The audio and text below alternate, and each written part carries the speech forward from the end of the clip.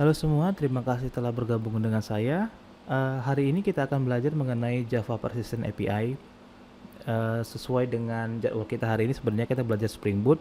Namun ketika saya breakdown ada beberapa skill set yang perlu Anda dapatkan. Nah, jadi skill set yang pertama itu adalah mengenai Java Persistent API. Nah, kemudian nanti kalau kita lihat ya di slide saya ini, nanti Anda butuh yang mengenai konsep ORM. Berbicara ORM itu kita artinya bagaimana mengkonversi ya, idenya bagaimana mengkonversi physical table itu menjadi codingan atau model di Javanya atau kelas di dalam Java seperti itu. Nah, setelah itu dengan mudah bisa mengerti tentang Java Persistent API ya. Nah, untuk yang pertama mengenai Pojo, Pojo itu merupakan Java biasa ya, Java biasa. Mirip kayak Java Beans. Bila Anda tidak tahu mengenai Java Beans, silakan Anda cari di Google. Jadi, Pojo ini merupakan sebuah kelas hasil dari representasi physical table yang ada dalam database kita menjadi sebuah kelas Java. Makanya di sini saya buat di poin 2-nya, basically Pojo ini merupakan mendefine yang namanya entity seperti itu. Nah, kegunaan Pojo itu sebenarnya memudahkan para pembaca. Ya, apa-apa aja sih fields yang ada di dalam physical table kita. Contohnya kalau misalnya Anda pikir sebuah table employee, di mana table employee ini bisa saja berisikan fields ID, kemudian nama, salary, kemudian degree dan lain sebagainya. Kemudian itulah yang akan diterjemahkan ke dalam bentuk Java-nya seperti itu, ya. Nah, kemudian di Pojo sendiri dia itu mengenkapsulasi yang namanya business logic. Kalau Anda ingat mengenai three-tier arsitektur atau three-tier application, tier yang pertama itu adalah presentation tier. Presentation tier sesuai dengan namanya merupakan media atau media yang digunakan untuk interaksi antara si pengguna sistem atau aplikasi dengan si mesin seperti itu ya. Kemudian nanti di si bawahnya adalah logic tier. Logic tier ini merupakan business logic ya atau business tier yang berisikan sekumpulan operasi-operasi untuk kita berinteraksi dengan database PC kita seperti itu. Nah, untuk yang terakhir tentang data tier itu seperti Anda lihat di sini langsung ke dalam database fisik ya. Nah, kemudian kalau kita tadi bayangkan mengenai Pojo dari kelas employee, berikut saya buat contohnya saja.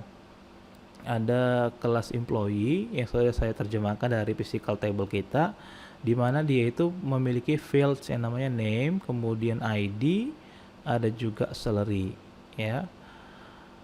Nah, kemudian di sana terdapat yang namanya konstruktor yang berisikan argumen dan getter dan juga getter ya. Anda juga bisa menggunakan center ya, silakan saja. Nah, jadi Pojo ini tidak memiliki namanya restriction. Maksudnya bagaimana? Anda bebas menggunakan access modifier seperti public, private ataupun protected di dalam kelasnya.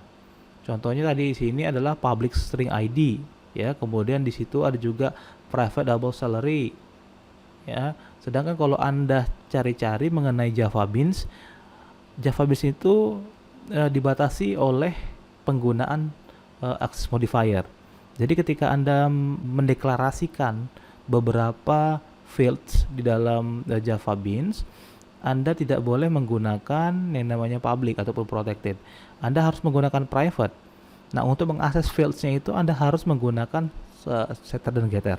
Seperti itu. Baik. Jadi setelah Anda mendapatkan informasi tentang apa itu Pojo, bagaimana Anda meng-create Pojo, kemudian Anda telah dapatkan informasi tentang apa sih perbedaan Pojo juga dengan Java Beans ya. Kemudian di sini Anda akan dapatkan adalah bagaimana objek data itu disimpan ke dalam relational database. Ya, jadi ketika berbicara mengenai ORM arsitektur, untuk menyimpan data ya objek data ke dalam relational database terdapat 3 fase ya. Yang pertama itu adalah fase objek data. Jadi fase objek data ini merupakan, kalau kita ingat tadi three-tier applications, merupakan bisnis layernya ya, atau bisnis logiknya ya. Jadi di sana terdapat yang namanya Pojo classes ya, kelas-kelas Pojo. Kemudian di sana juga terdapat yang namanya service interface, maksud saya, yang digunakan untuk proses apa namanya, mungkin meng-create, contohnya ya, meng-create employee atau registering employee, new employee, seperti itu. Kemudian bagaimana Anda mengupdate employee information, seperti itu. Nah, jadi di dalam object databases ini ya terdapat namanya Pojo classes ya. Kemudian ada service interfaces, dan terakhir adalah kelas tambahan yang mungkin saja Anda gunakan di fase objek ini, seperti itu. Nah, kemudian di fase objek ini merupakan business logic operationsnya, maka bisa kita analogikan ya. Kalau Anda bayangkan ada sebuah table employee, kemudian Pojo classes itu ya berisikan atribut-atribut seperti ID, contohnya ya. ID kemudian adalah nama, kemudian juga gaji ya, salary, kemudian ya usia dan lain sebagainya. Nah, nanti di Pojo employee ini Anda akan buat juga yang ada namanya setter dan juga getter methods ya, dan juga atribut-atributnya. Di dalam objek data fase ini, seperti yang sudah saya sampaikan, terdapat yang namanya DAO service, data access object, seperti itu ya. Data access object untuk, contohnya tadi untuk kelas Pojo employee ya, service-servicenya apa saja, create employee atau find employee, atau juga populate employee, misalnya kita mau melihat seluruh employee ya. Kemudian kita bisa juga delete employee by ID, seperti itu, dan lain sebagainya. Nah, itu semua terdapat di fase pertama, yaitu fase objek. Nah, yang kedua adalah namanya fase mapping atau persistent space. Berisikan JPA provider, kemudian ada yang namanya ORM ya, ORM.xml, itu merupakan konfigurasi mappingan antara table, seperti itu ya. Kemudian atribut nama tabelnya apa, seperti itu. Itulah yang terdapat di ORM XML. Kemudian nanti ada yang namanya JPA loader ya, seperti itu, Java Persistent API Loader. Dan kemudian terakhir adalah object grid. Nah, saya akan terangkan di JPA provider ini merupakan apa namanya, contoh vendor product ya, yang berisikan apa namanya, package yang dapat Anda gunakan ketika bekerja dengan yang namanya JPA ini, seperti itu. Contohnya, maksud saya package itu contohnya seperti ini, import javax.persistence, seperti itu ya. Nah, kemudian untuk JPA provider itu yang paling terkenal yang saat ini mungkin sering dikait-kaitkan itu adalah penggunaan Hibernate ya. Itulah yang maksud saya adalah JPA provider. Nah, kemudian bisa juga JPA provider itu adalah Eclipse Link.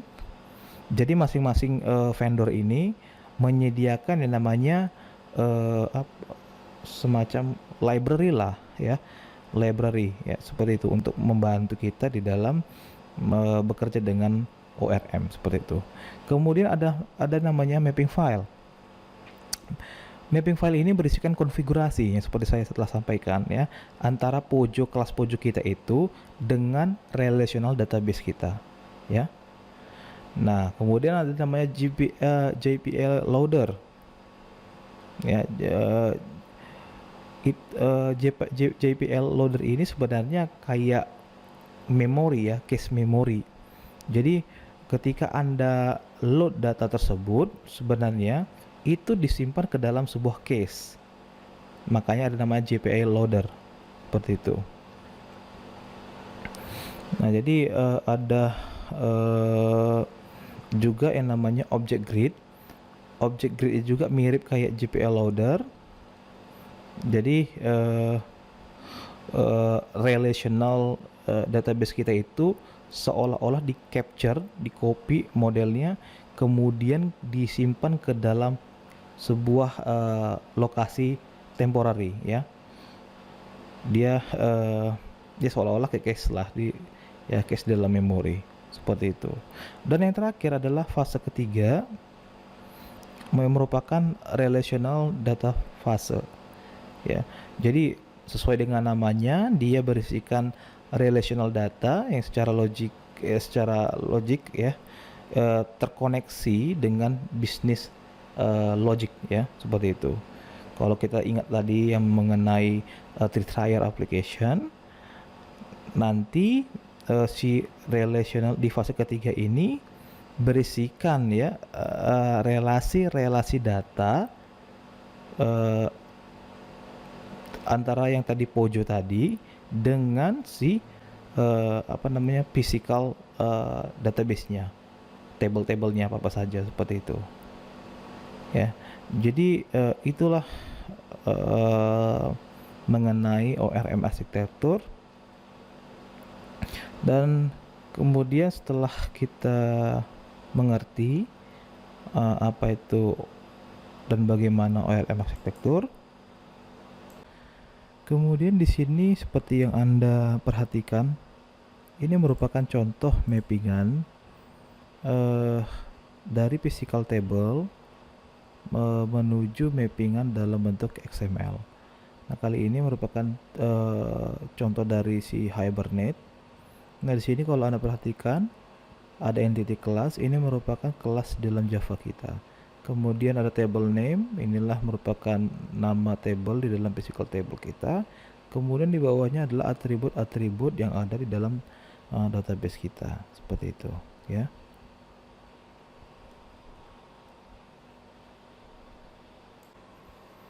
Baik, jadi setelah Anda mengerti mengenai Pojo, apa itu Pojo, apa perbedaannya Pojo dengan Java Beans, kemudian apa itu ORM dan arsitekturnya, bagaimana cara men-save namanya objek data itu menuju database physical.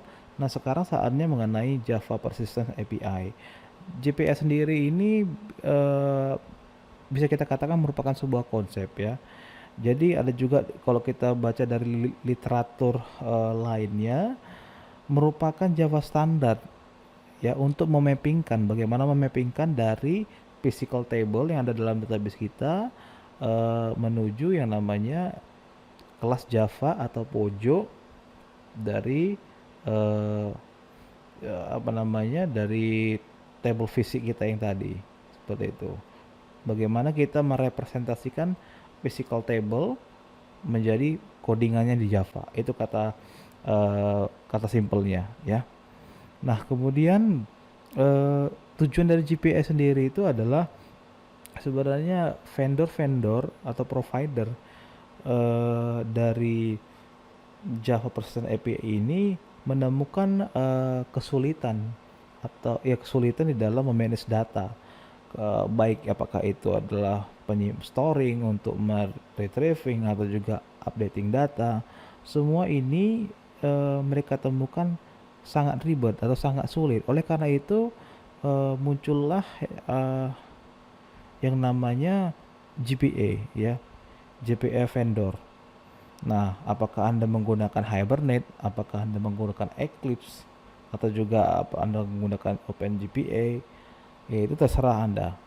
Nah, GPA sendiri itu bisa menunjukkan bagaimana hubungan antara Pojo yang kita buat sebelumnya, katakan tadi employee, dengan relasi-relasi antar Pojo seperti itu, ya.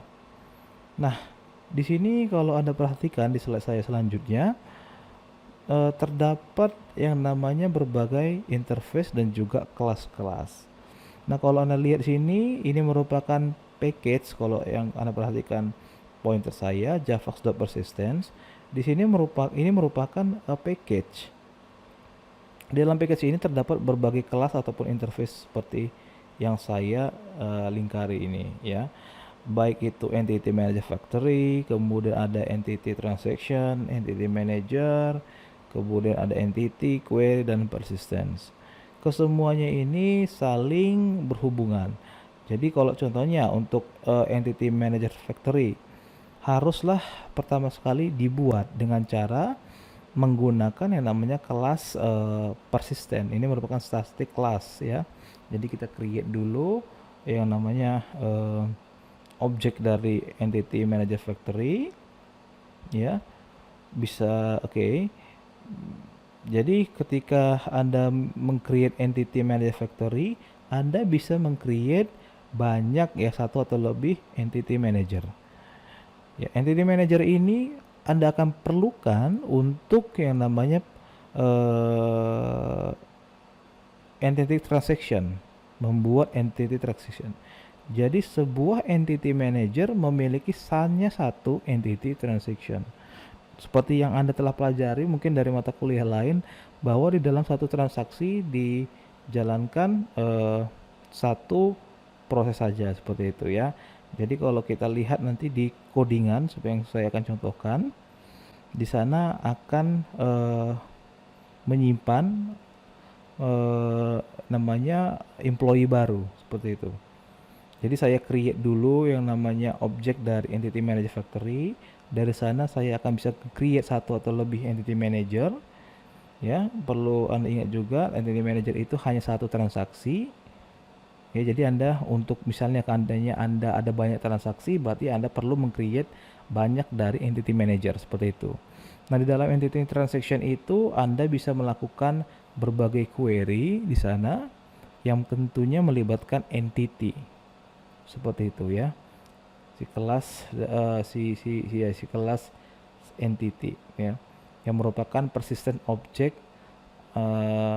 yang ada di dalam physical table kita, seperti itu. Nah, jadi inilah adalah contoh dari JPA dengan menggunakan Hibernate. Jika Anda perhatikan, di sini saya bilang tadi entity manager factory itu akan di-create pertama sekali dengan menggunakan static class, yaitu persistent, Kemudian di sana setelah di-create yang namanya entity manager factory, dari entity manager factory object ini akan di-create namanya objek dari entity manager ya.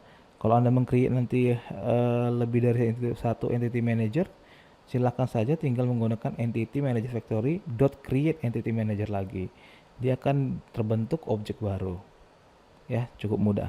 Kemudian dari entity manager kita bisa create namanya entity transaction. Ingat ya, entity manager itu hanya memiliki satu saja entity transaction. Nah, ketika masuk entity transaction, kita sudah dapat transaksinya, kita bisa melakukan transaksi dengan tandai .begin.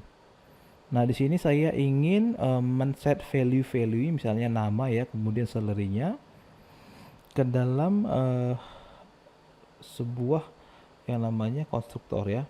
Ini artinya kelas atau pojok employee memiliki konstruktor yang berparameter. Makanya saya bisa langsung set. Nah, di sini si Hibernate-nya sudah menyediakan yang namanya method persist, yang artinya store atau menyimpan objek data dari EMP ini ke dalam physical table yang ada di dalam database kita, seperti itu. Ya, setelah berhasil disimpan, perlu Anda ketahui bahwa ketika masih .persist ya, persist.emp .persist ya, ini masih sebenarnya dalam case. Itu yang tadi saya sampaikan, ada yang namanya case memory. Nah, setelah masih dalam case, data itu ingin disimpan ke dalam physical table dengan cara memanggil method commit. Ketika Anda memanggil method commit, maka akan ditransferlah objek data itu ke physical table kita. Setelah Anda commit, Anda bisa close yang namanya manager tadi supaya langsung ke destroy. Kemudian juga Anda bisa mengclose yang namanya manager factory untuk bisa di destroy juga secara otomatis. Nah, jadi itulah konsep dari JPA. Jadi saya ulas kembali. Yang pertama Anda perlu namanya Pojo, ya, plain object plain old Java object, mirip-mirip kayak Java Beans, ya. Namun Java Beans ini sangat banyak aturan karena dia contohnya fields-nya harus akses modifiernya harus private untuk fields-nya, dan untuk mengakses masing-masing fields ini Anda dapat menggunakan namanya setter ataupun getter. Sedangkan di Pojo sendiri lebih fleksibel seperti itu ya. Dia bisa menggunakan private, protected ataupun juga public, nggak masalah. Nah, kemudian di Pojo sendiri bisa menggunakan konstruktor berparameter, ya, atau berargumen. Sedangkan di Java Beans itu tidak bisa.